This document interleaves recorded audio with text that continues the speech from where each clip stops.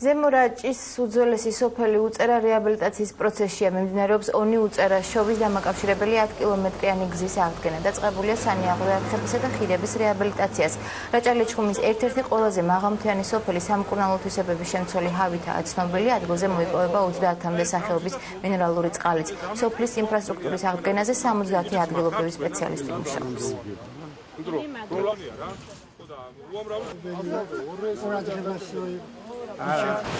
უამრავი ტურისტის შემოვა-შოვში, უამრავ ადამიანს მიეცემა დასვენების საშუალება და ეს არის ძალიან მნიშვნელოვანი. ყველა ადამიანი, რომელიც ამ სოფლების გასწვრივ ცხოვრობს, ამ სიკეთეს თავის თავზე ნამდვილად იგრძნობს. ქართული კომპანია არის ჩვენი კონტრაქტორი ამ შემთხვევაში, ინერტული მასალა მოიპოვება აქ ადგილზე და მოგვეცა საშუალება, რომ დაახლოებით 100 კაცი დავასაგმოთ ამ ობიექტზე. ამჟამად არის ტურისტული სეზონი, ძალიან დიდი რაოდენობით არის დამსვენებელი შემოსული კურორტებზე და სწორედ ამ გზაზე სამუშაოების დასრულების შემდეგ გაცილებით დიდი რაოდენობით იქნება დამსვენებელი შემოსული.